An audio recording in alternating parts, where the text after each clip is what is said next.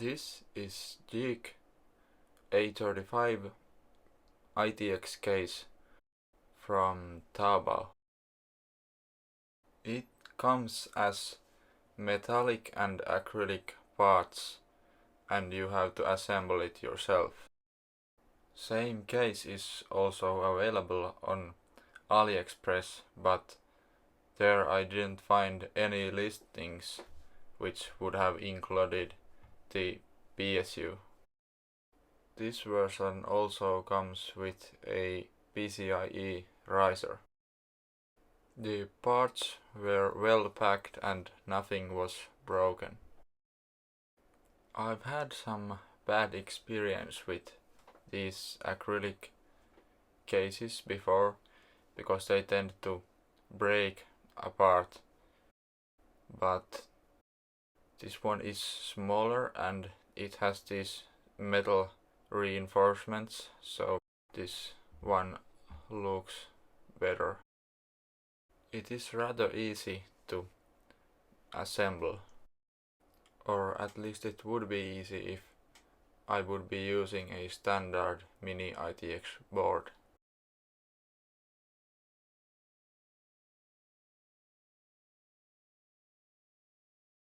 Until this point I had assembled it completely following the instructions, but at this point I noticed I cannot assemble it following the instructions completely because my ITX board is slightly bigger than standard.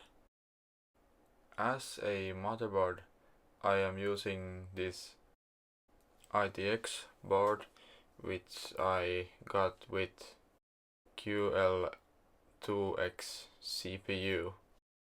After fitting the components inside the case in different configurations, I found out that it is possible to fit this board if you change the layout a bit. As a CPU cooler I will be using this small and cheap cooler I got off AliExpress.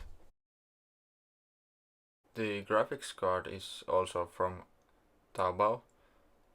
It is likely some kind of OEM model of RX 580 4GB edition. The card was likely used for mining and it is quite dirty, so I cleaned it and changed new thermal paste. While taking it apart, I noticed that it doesn't have VRM or VRAM cooling, which could become a problem at some point.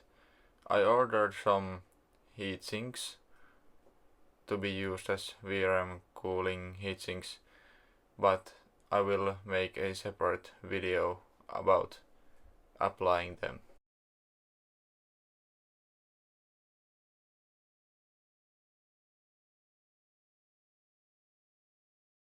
I will be using two drives with this system, one SSD and one HDD. One modification which has to be done to fit a bigger motherboard is to use a longer PCIe riser, because the one which comes with this case does not reach.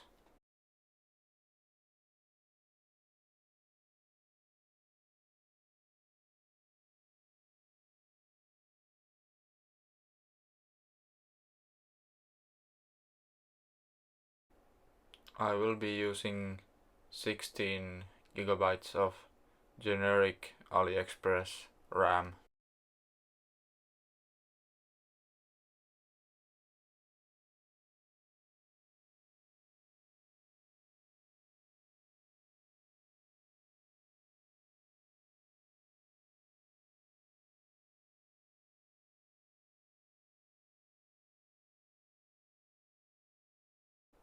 Since I cannot have drives mounted normally in this case because I am using my own layout.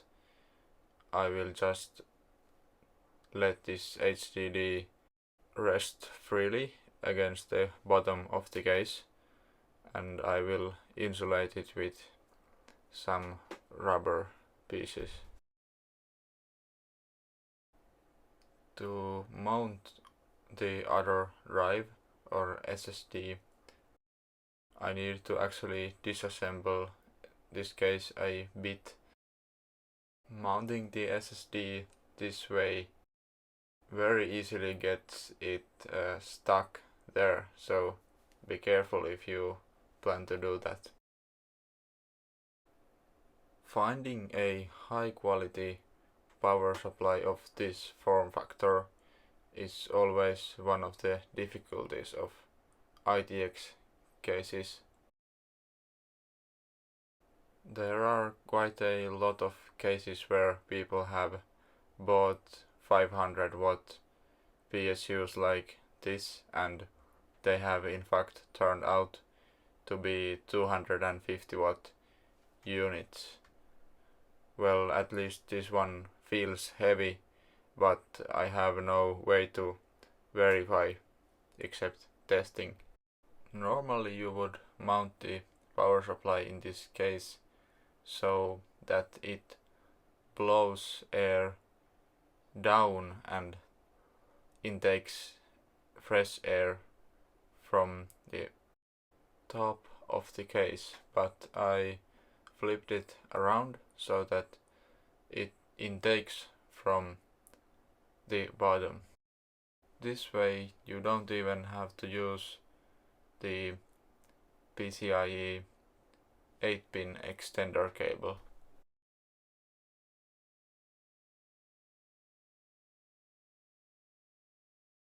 The power supply has to be lifted up in order to fit the front panel on, and with all the other cables also. It is very tight fit, but they do fit. I know the cable management is horrible in this, but I will take it apart when it's working and clean it up.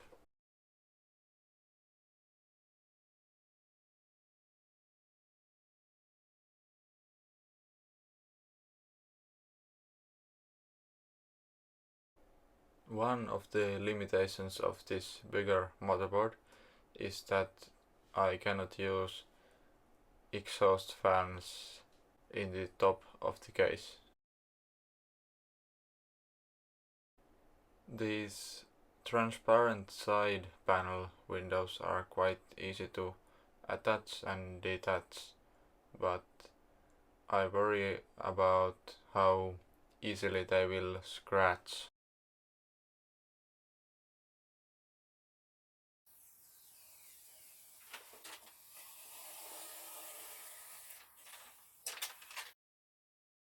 This was my first build in such a small case, and I gotta say that it took quite a lot of time to get everything to fit.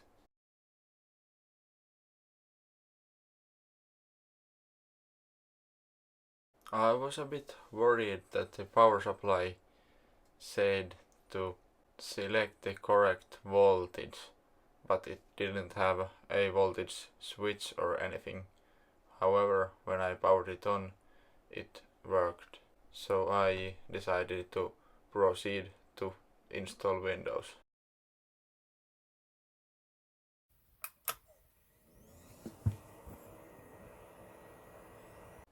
And this thing happened every time I tried to install AMD drivers.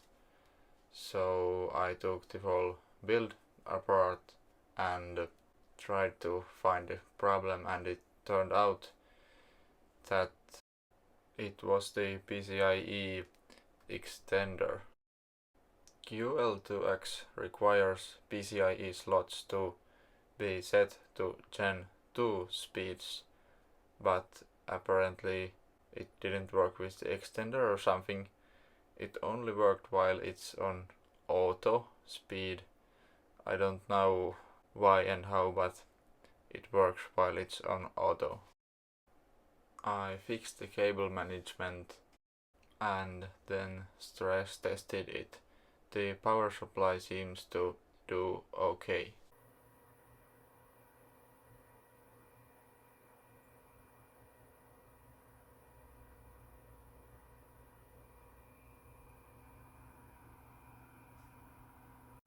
After running Prime 95 and MSI Combustor at the same time, the clocks of the CPU seem to throttle to 2.7, but it wasn't really expected that this cheap cooler could keep it from throttling. One of the downsides of this build is noise. The power supply fan is pretty noisy.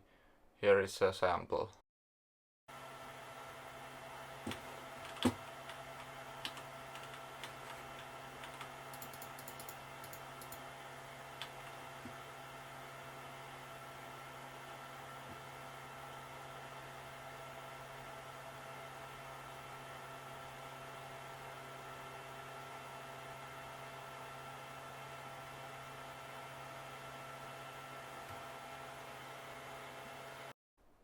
In CSGO, the CPU never got utilized above 50%, really, so I decided to test a CPU intensive game and how the power supply fan sounds then.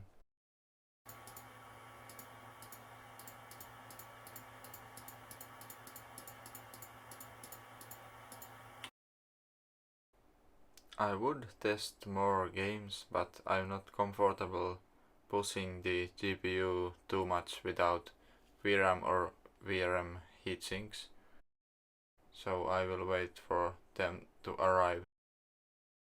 I'll be making a video about installing those, and also I'll review this cheap RX 580 from Taobao. I also have on my channel a video about this CPU QL2X.